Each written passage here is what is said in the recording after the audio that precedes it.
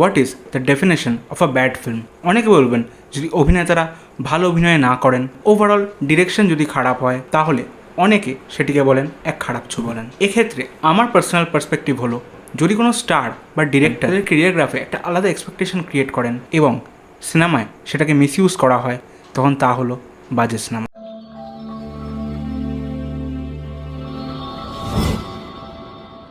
Unbiased টক্সের নতুন video আপনাদের সকলকে নিয়ে স্বাগত। আমি সপ্তর্ষি। বছরের 2-3 অংশ প্রায় শেষ।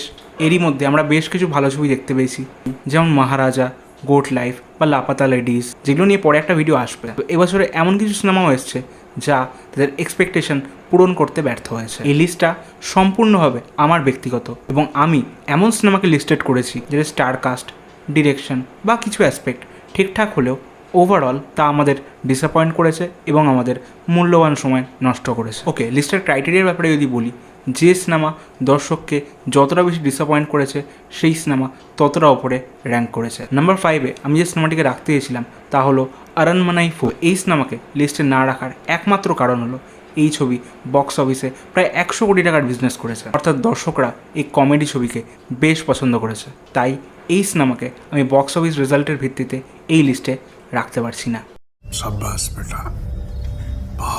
তার বদলে আমি 5 নম্বরে রাখছি ক্র্যাককে। যদিও এই সিনেমার ট্যাগলাইন ছিল জিতেগা তো জিয়েগা।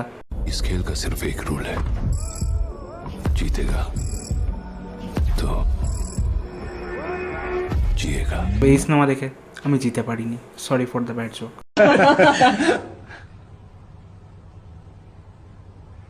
क्या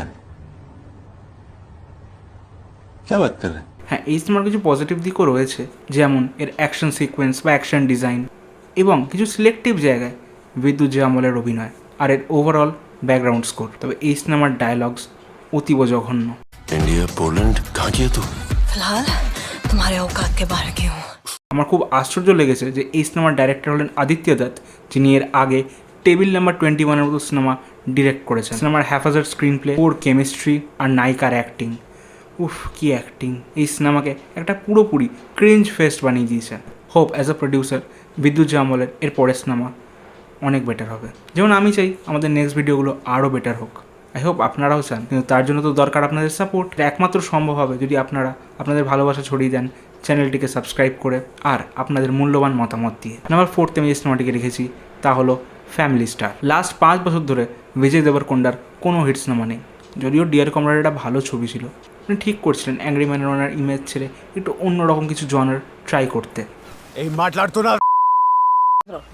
সেই জন্যই ওনার লাস্ট সুপারহিট ছবির ডিরেক্টর পরশুরামের সাথে তিনি আবার কোলাবোরেট করেন ফ্যামিলি স্টারের জন্য। হ্যাঁ, এটা কোনোভাবেই বলা যায় না যে সিনেমাটায় কোনো দিকই ভালো নয়। সিনেমার ঠিকঠাক comedy, first half, production design আপনাকে একটু ফিল করায় যে ফার্স্ট হাফে না সিনেমাটা ঠিকঠাক দিকে যাচ্ছে, বাট সিনেমার সেকেন্ড হাফ সিনেমাকে পুরো এখান থেকে এখানে এনে দেয়। দেখানো যাচ্ছে?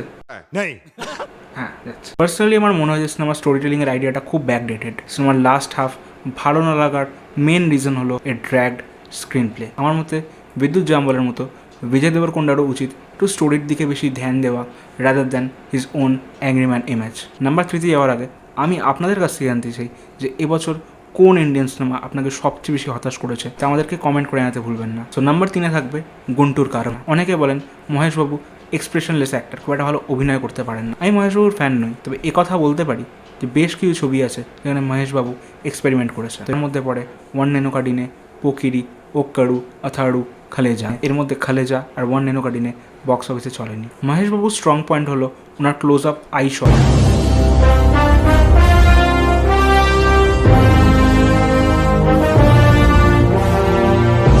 একসময় প্রতিনিয়ত এক্সপেরিমেন্ট করা মহেশবাবু যখন বুঝতে পারেন দর্শকরা সোশ্যাল ড্রামাকে ভালোভাবে নিচ্ছে, সেই জন্য তিনি শ্রীমান্তুরুর পর বেশিরভাগ সিনেমায় অভিনয় করেন মাস সোশ্যাল ড্রামা বা অ্যাকশন ছবিতে। এক্ষেত্রে 2009-এর খালেজার পর প্রায় 15 বছর বাদে গুন্টুর কারাম মুক্তি পায় এবং এটা ওনার তৃতীয় কোলাবোরেশন ছিল গুরুজি বা ত্রিবিক্রমের সাথে। এই সিনেমার টেকনিক্যাল স্টাফ এবং কাস্ট মাঝে মধ্যেই চেঞ্জ হচ্ছে। জাস্ট লাইক পূজা হেগড়েকে রিপ্লেস করা হয়েছিল শ্রীলীলাকে দিয়ে। পার্সোনালি আমার এই সিনেমার ট্রেলারটিও পছন্দ হয়নি। আমার সিনেমাটা দেখে মনে হয়েছিল যেটা আলা বৈকুণ্ঠপুরমলোর এটা টোন ডাউন ভার্সন। সিনেমাকে বাঁচানোর জন্য শুধু একা চেষ্টা করেছেন মহেশবাবু।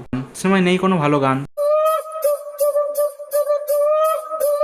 হ্যাঁ, নাচের গান আছে। হ্যাঁ, মাওয়া এন্তাইনা বলে যে গানটি আছে সেই গানটার লিরিক্স খুব ভালো, অর্থবহ, বাট ওভারঅল সিনেমার বিজিএম বা মিউজিক খুব একটা দাগ কাটে না। অথচ এই থামানেরই এবিপিএল বা আলা বৈকুণ্ঠপুরমলোর প্লেলিস্ট এখনও আমার কাছে আছে। রামায়া কৃষ্ণনের রোলটা ইম্পর্টেন্ট হলো তার স্ক্রিন টাইম বড্ড কম, পুয়ার ডিরেকশন, ওয়েস্টেড হিরোইন, আর টিপিক্যাল গুরুজির মেয়েদের উদ্দেশ্যে করা কিছু ডায়ালগ, যা আমার মনে হয় এখন ওমিট করার সময় এসে গেছে। ওভারঅল এই সিনেমার জন্য প্রি রিলিজে এক্সপেকটেশন থাকলেও তা পুরোপুরি আপনাকে হতাশ করবে। নাম্বার 2তে আমি যে সিনেমা রেখেছি তা হলো